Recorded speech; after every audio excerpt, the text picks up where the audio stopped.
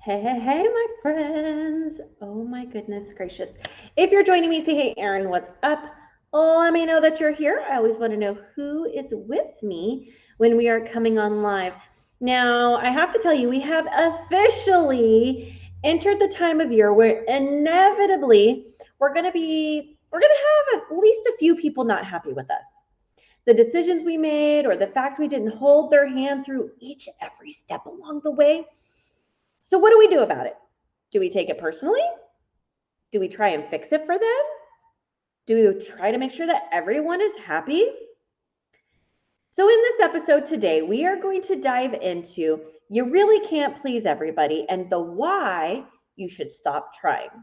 Now, I have to tell you, my friends, that and I think that we all have servants' hearts here. When we are in this industry, we want to serve, we want to make an impact, we have our passion, and we want to share the joy and our love of dance, music, arts, theater, all of that. We want to share those things, right?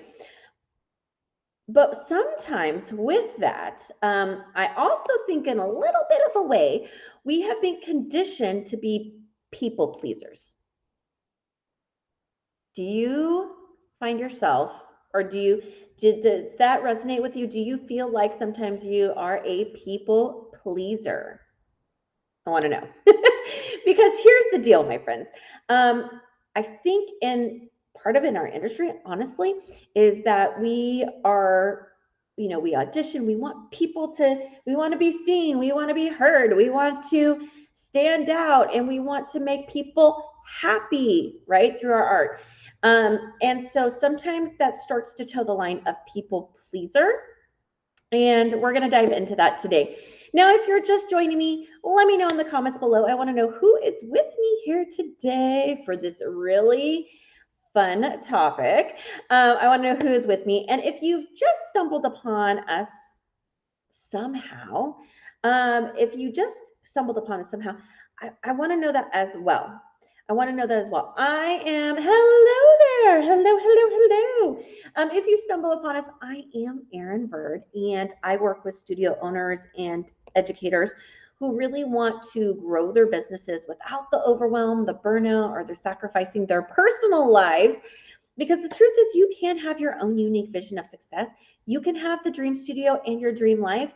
We just have to come up with a plan to make it so. Hey, hey, hey, hello, hello, hello. Yes, I'm so glad to see you guys this morning. So, I just came off of a live that I did on my personal page, which was some crazy bananas, mind blowing news that I had to share. Let me know if you caught that or not. I want to know. But my friends, we love to learn out loud. So let me know, do you feel like sometimes you're a people pleaser? Now, I have to tell you that I myself struggled with being a people pleaser for quite some time. Um, I worried in my younger years about what people were going to think, and really, but I want everybody to be happy and it all to be rainbows and butterflies. And the truth is that after a while, I learned that you just can't please everyone. You just can't. No matter what you do, you cannot please everyone. Yes. Okay. Yes. Less now than I was in my 20s for sure. And I feel like every decade, like as I grow and I'm getting older, I'm like, I care less and less about making sure everyone is happy. Um, And I also realized that I couldn't put others' happiness or needs above my own, which is it's still, even when I say that right now, I'm like, ooh, I'm having this whole feeling of like, ooh, but what are people going to think about me? Right. But the truth is that we have to do what we feel is right, what is in alignment with us and our values and our business values and our personal values. We have to do what we feel is right. And so if we are not honoring that because we're worried about what others are going to think or do or say, You're spending your life with a lot of extra stress and overwhelm and anxiety that really isn't needed. Okay. I'm not a natural people pleaser, but I used to think doing business meant making all the customers happy. Thankfully, I agree with that. Oh my gosh. Yes, I have to show this because it is so good, right? Sometimes, there's that whole saying that the customer is always right. I don't believe that. I don't, right? The customer is not always right. The customer may not be the right fit for you in your studio. The customer is not right when they're losing their marbles and, doing crazy things, right? Now, when we talk about this topic, I have to tell you that this is where we have to take a moment to think about the overall perspective. And so when you start to encounter these things of, oh my gosh, well, if I do this, I'm not going to make this person happy, or I do this group won't, like, you can't control other people. Yes, or asking for what isn't on an offer. Yes. You cannot control other people, the way they think, the way they act, the way they behave. You cannot control that. All that you can control is how you react to things, how you approach a problem, a subject. If you are running your business from a place of being proactive and thinking about what it is are the needs of the business combined with the needs of your students, because here's the thing. At the end of the day, we cannot say, well, for me, I only want to have classes on Tuesday, Wednesday, Thursday. Well, you could actually, but I only want to have classes on Tuesday, Wednesday, Thursday from 2 to 5 p.m. Well, if your customer base isn't good with that, and that's not the demographic you serve, you either need to find the right people who are going to fit into that, or you have to take that into consideration, right? So I'm not saying that we don't think about them at all. We do. We think about them a lot. But it all starts with you and your big why and your vision and your values. And when I'm faced with those moments of a client or a customer who's not happy for some reason, I always go back to those three things. I go back to our values as a business. And if a customer is upset and not happy because of a choice, because of whatever reason, the first thing I do is go back to that. Did we honor what our values are as a business? Did we do the right thing? Did we, is it in alignment? Whatever we did is in alignment with our big goals and our big vision for our business. And if the answer is yes to all those things, I don't feel bad about my decision, and I do not apologize for whatever it is we did that they think we did that was wrong. I don't. I don't apologize for it, and my staff doesn't apologize for it. Now, I can be objective, and we all should be objective. When a problem arises, right? I do try to look at it objectively. I put myself in their shoes. I look at, okay, what's the situation? What happened? I try to hear all sides of the story because there are multiple sides of any story. And then I try to be objective moving forward and coming up with a solution. So understand that. But you will not be able to make everybody happy. You just won't. Now, I have a question for you guys as we are kind of getting into this a little bit and we're starting to unpack it. Is when it comes to trying to make everybody happy, where do you find yourself struggling with that? Is it when it comes to a certain area of your business, like your competitive teams? Is it your scheduling? Is it your summer schedule? I mean, it could be a lot of things, but where do you find that you struggle the most with trying to please everyone in your business? Because this will help us have a little bit of a deeper conversation about it. Now, when you have parents who are upset for whatever reason, and you're trying to have a resolution, I want you to remember that a productive outcome should benefit both sides, right? A productive outcome should benefit both sides. So whatever resolution you come up with, the outcome should benefit both sides. It should be where you are listening and taking those into account and then moving forward. Okay, so right now we got scheduling. Awesome, thank you. Price for demographic, not really a point of contention, just something I'm hyper aware of. Okay, so we're gonna have a little chat about both of those right now. So scheduling, yes, we kind of touched on it for a moment. And scheduling, it is always a point of, it feels like it could be a point of contention, especially if you're changing things up from year to year. I know some of my clients, we look at things and we try to, rinse and repeat as much as possible. But when you decide on a big programming change, or maybe you have a big staffing change, and so you absolutely have to change up your schedule, or if you're brand new, I mean, this is applicable to you as well. Scheduling can be really hard because you will have, inevitably, yes, you are going to have people who are not happy. The biggest thing that I have to tell you guys is this when it comes to scheduling.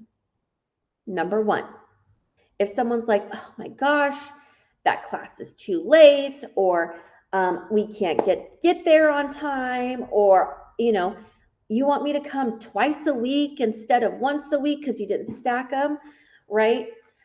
Here's the deal. You have to do what's best for you and your staff, right? You have to do what's best for you and your staff and the schedule. If your kiddos don't get out of school, like, I know times are everywhere for everybody, but like, I have some studio owners who are like, I can't actually start classes until 5 p.m. is like the very earliest because of our school schedule. They get out later or whatever. And I have some studio owners who are like, oh yeah, we start classes at 3:30 or even earlier if they have some younger classes, or like we have early release days on Wednesdays. So Wednesdays are starting classes as early as like 1:30.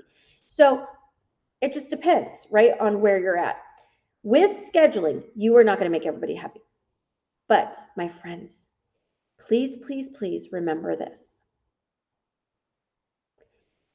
Them bringing their child to your studio is a choice.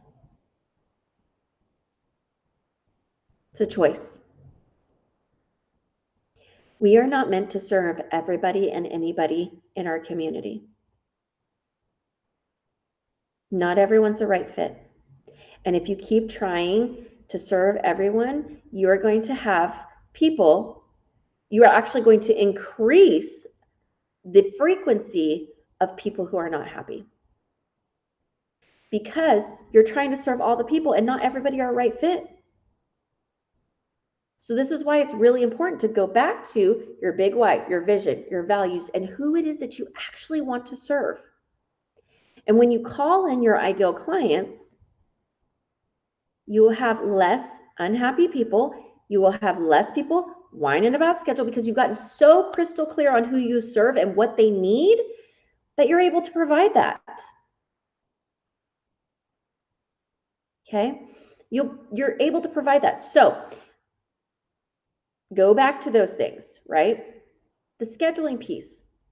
I've shared this before with y'all, but there is a class at my daughter's studio that she is dying to take. I mean, like, literally is asking over and over and over to take. And my husband's answer is no. And it's a no because of the schedule.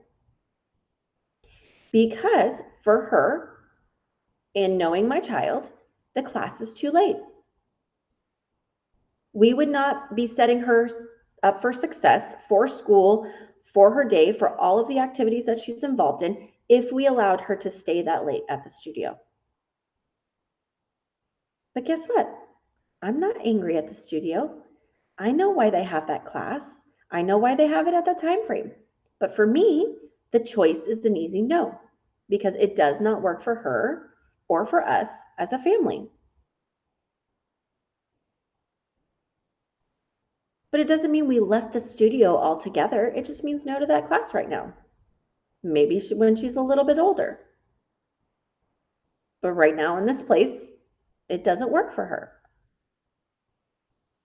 or for us, right? And that's okay.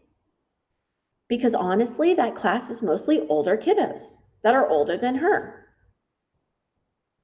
And yes, she could take the class, but for us, it's a no. Okay? So scheduling might feel like this big, oh, if I do it here, I'm not going to make people happy and then no one will sign up. It's not necessarily the case, right? If you've called in the right people, if you've done your due diligence. Now, scheduling, you can ask people what works for them as a piece of information, but it's not your final say. You're not building your schedule based upon what all these different people are saying, because again, you will just be pounding your head up against the wall because you could not make everybody happy. So when it comes to scheduling, I always look at what makes the most sense for me, my staff first, and then the third piece of that is then for our students, and what makes sense for our audience. And that's what is important. Okay. Price for demographic. All right. Now, when it comes to pricing, I have to tell you guys that pricing, and I know we're going into a little bit of a thing, but again, it kind of goes back to the same thing. When you're calling in your ideal clients, pricing doesn't really matter. Which I know a lot of people are like, what are you talking about? Pricing absolutely matters. Actually doesn't. When you know who you want to serve, you know your math, the cost of doing business, and the percentage of profit you want to make, then it doesn't matter. Your demographic of who you serve has to be in alignment with the pricing you want to charge, right? So if you told me, let's just use this as an example, Erin, I really want to serve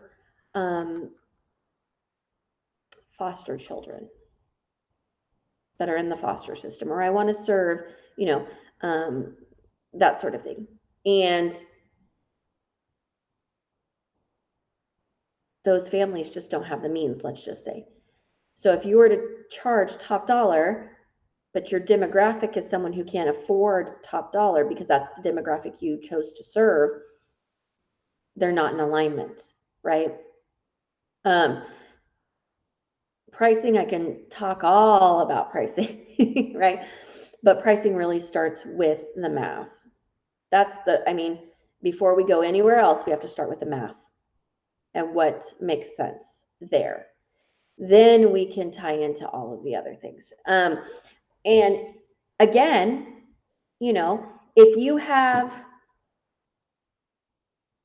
a studio space that you've invested in turning the space into a beautiful space, you've got Marley floors, you've got mirrors, you've got all of the things that we know are fantastic for our students. And you have invested in that and you want to spend a premium price, and then you have, let's say Parks and Rec down the road who's charging less, it doesn't matter. You are not comparing apples to apples, and you are probably not serving the same audience, or you shouldn't be. So you aren't going to please everyone when it comes to pricing if they are not your ideal client. And I have to tell you real quick, my friends, that we have a real problem in our industry when it comes to our money mindsets. And it's something that I am very passionate about, that I get on my soapbox on a lot, because you can have passion and you can love what you do, but you can also make a profit. And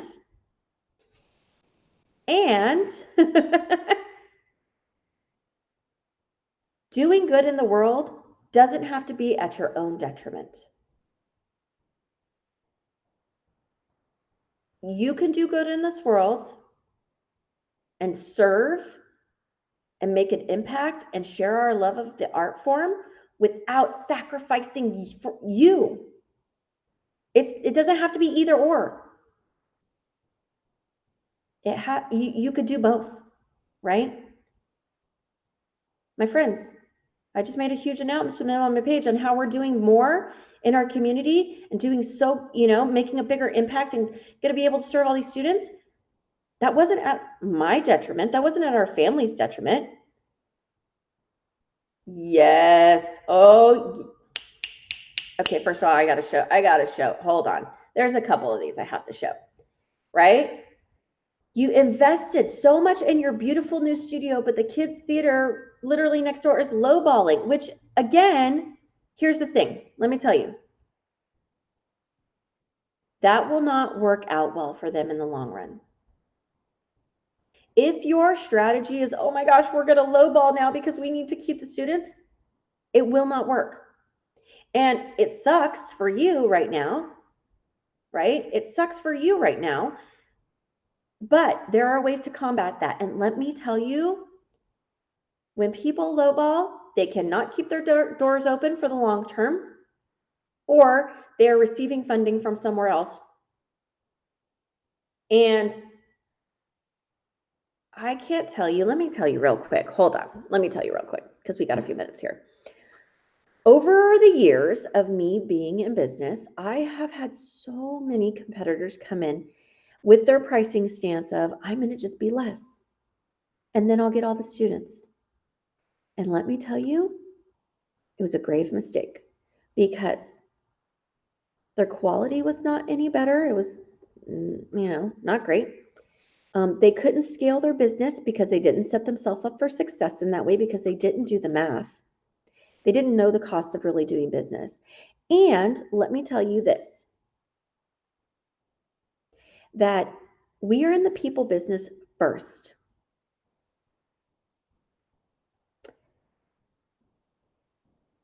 What you do in your community and with your customers, it matters. It totally matters. So remember that. But again, do not let the kids theater, define what you do inside your business, because let me tell you, it is not sustainable strategy for them. And your question is, do you want to, yes, thank you. Do you want to be the Dollar Tree, or do you want to be the Saks, right? In your community? Do you want to, what do you want to be? Who are you being in your business? Do you need to serve 1,000 students a month because you're lowballing it? Or can you comfortably serve 300 students because you've set your pricing according to math? I don't know, just saying. Surrounded by studios that are still charging their 2005 prices. Oh, lordy, lordy, lordy. Not good. But yes, you are the largest in your area and you raise prices almost every year. And it does not matter, right? I mean, I'm sorry, but you get what you pay for. And then sadly, yes, there are NFB with untrained teenage teachers. Okay, so you guys, you can't control any of that stuff, right? When it comes to pricing. But if you know who you want to serve, if you have a crystal clear picture in your mind of who is the right fit for you, you will not have people who are upset with your pricing. And if they are not the right ones. And let me tell you, anytime I work with clients and we talk about pricing strategy and we raise rates or we change their tuition structure, there's always the fear of, oh my gosh, people are going to leave. And let me tell you, every single time we do it and they do the brave thing and they take the step, they find that less than 1% of their student base leaves. And it's those pain in the booties that are the ones who are complaining, who are not the right fit. And actually, it makes their life so much better by losing those ones and twosies that were not the right fit. Okay? So, yes, truth, I'm preaching right now. Y'all, it's Wednesday. You're getting your Wednesday sermon. But, okay, so let me tell you this. Kind of wrap it up in a pretty little bow today is this. That, number one, you cannot please everyone. And you shouldn't try. And the reason being is that if it does not align with your values, your vision, your big why of who you are and who you want to be in business, it's just a waste of time, headache, frustration, overwhelm. And that doesn't do any good for you and your business.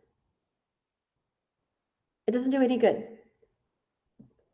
So I encourage you all, if you're here with me live or you're coming back in on the replay, I want you to revisit your values, your vision, and your goal for your business.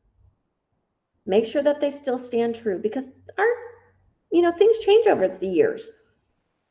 And if they do, anytime that you're faced with this idea of, oh gosh, I have a problem parent, or, oh, I feel like I need to fix this to make everyone happy, I want you to take a moment and stop and look at those vision values.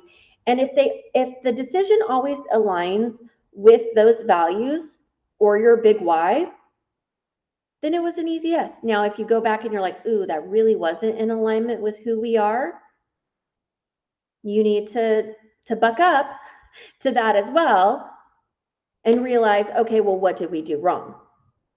But draw your line in the sand, hold your boundaries.